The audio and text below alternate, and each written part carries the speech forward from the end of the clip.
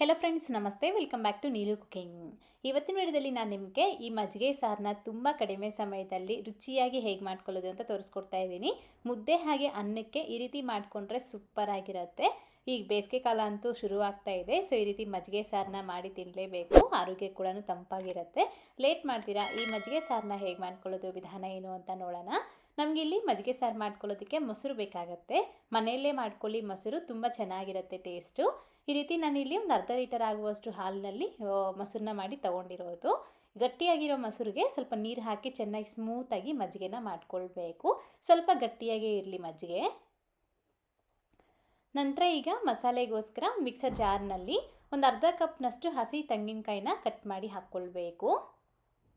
ಮತ್ತು ಇದಕ್ಕೇನೆ ಒಂದು ಇಂಚ್ ಆಗುವಷ್ಟು ಶುಂಠಿ, ಮತ್ತು ಒಂದೆರಡು ಹಸಿಮೆಣಸಿನಕಾಯಿ ಅಥವಾ ನಿಮ್ಮ ಖಾರಕ್ಕೆ ಎಷ್ಟು ಬೇಕೋ ಅಷ್ಟು ಹಸಿಮೆಣಸಿನಕಾಯಿ, ಒಂದು ಹಿಡಿ ಆಗುವಷ್ಟು ಕೊತ್ತಂಬರಿ ಸೊಪ್ಪು, 1/4 ಟೀ ಸ್ಪೂನ್ ಆಗುವಷ್ಟು ಜೀರಿಗೆ, ಇಷ್ಟನ್ನ ಹಾಕ್ಕೊಂಡು ನೈಸಾಗಿ ಮಸಾಲೆನ ರುಬ್ಬಿ ಪಕ್ಕೆತ್ತಿಟ್ಕೊಳ್ಳಿ. ಈ ಥರ ಮಸಾಲೆ ರುಬ್ಬಿದ್ದಾದಮೇಲೆ ಹೀಗೆ ನೆಕ್ಸ್ಟ್ ಮಜ್ಜಿಗೆ ಸಾರು ಮಾಡ್ಕೊಳ್ಳೋದು ಅಷ್ಟೇ. ಈ ರೀತಿ ಒಂದು ಪಾತ್ರೆಗೆ 2 ಸ್ಪೂನ್ ಆಗುವಷ್ಟು ಎಣ್ಣೆ ಸಾಕು, ಜಾಸ್ತಿ ಬೇಡ.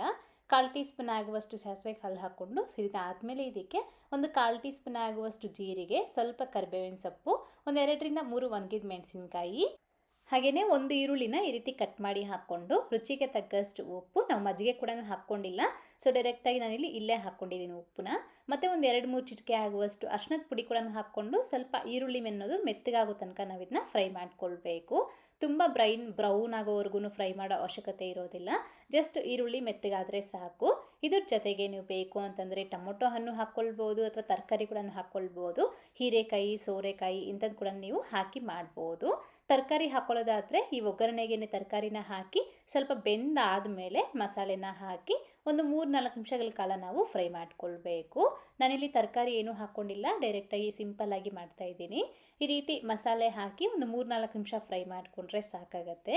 ಅದಾದಮೇಲೆ ಮಸಾಲೆ ಫ್ರೈ ಆಗಿದ ನಂತರ ಗ್ಯಾಸ್ ಆಫ್ ಮಾಡ್ಕೊಂಬಿಟ್ಟು ಒಂದು ಅರ್ಧ ತಣ್ಣಗಾಗೋ ತನಕ ಹಾಗೆ ಬಿಡಬೇಕು. ಅಂದರೆ ಇದು ನಮಗೆ ಸ್ವಲ್ಪ ಬಿಸಿ ಇರುವಾಗೇ ಮಜ್ಜಿಗೆ ಹಾಕ್ಕೊಂಡ್ರೆ ನಮಗೆ ಮಜ್ಜಿಗೆ ಒಡೆದಂಗೆ ಆಗಿಬಿಡುತ್ತೆ, ಸರಿಯಾಗಿ ಆಗೋದಿಲ್ಲ. ಹಾಗಾಗಿ ಆ ಬಿಸಿ ಅನ್ನೋದು ಸ್ವಲ್ಪ ಆರಬೇಕು. ಅದಾದಮೇಲೆ ಇದಕ್ಕೆ ನಾವು ಫಸ್ಟೇ ರೆಡಿ ಮಾಡಿ ಎತ್ತಿಟ್ಕೊಂಡಿರೋ ಮಜ್ಜಿಗೆನ ಹಾಕ್ಕೊಳ್ಬೇಕು. ಸ್ವಲ್ಪ ಗಟ್ಟಿಯಾಗಿರೋ ಮಜ್ಜಿಗೆ ಹಾಕ್ಕೊಂಡ್ರೆ ಟೇಸ್ಟ್ ಚೆನ್ನಾಗಿರುತ್ತೆ. ಸೊ ನಿಮ್ಗೆ ಯಾವ ಥರ ಬೇಕು ಅಂತ ನೋಡಿಕೊಂಡು, ಸಾರು ಗಟ್ಟಿಯಾಗಿ ಬೇಕಾ ತೆಳ್ಳಗೆ ಬೇಕಾ ಅಂತ ನೋಡಿಕೊಂಡು ಮಜ್ಜಿಗೆನ ಹಾಕ್ಕೊಂಡು ಮಿಕ್ಸ್ ಮಾಡ್ಕೊಂಡು ಸರ್ವ್ ಮಾಡ್ಕೊಳ್ಳಿ. ಮುದ್ದೆಗೂ ಚೆನ್ನಾಗಿರುತ್ತೆ, ಅದೇ ರೀತಿ ಅನ್ನಕ್ಕೂ ಚೆನ್ನಾಗಿರುತ್ತೆ. ಅಷ್ಟೇ. ಇವತ್ತಿನ ರೆಸಿಪಿ ಇಷ್ಟ ಆದರೆ ತಪ್ಪದೆ ಲೈಕ್ ಮಾಡಿ, ನಿಮ್ಮ ಫ್ರೆಂಡ್ಸ್ಗೂ ಫ್ಯಾಮಿಲಿ ಮೆಂಬರ್ಸ್ಕೊಂಡು ಶೇರ್ ಮಾಡಿ. ಮತ್ತಷ್ಟು ರೆಸಿಪೀಸ್ಗಾಗಿ ನೀಲು ಕುಕಿಂಗ್ ಚಾನಲ್ಗೆ ಸಬ್ಸ್ಕ್ರೈಬ್ ಆಗಿ. Thank you. Keep watching Neelu cooking.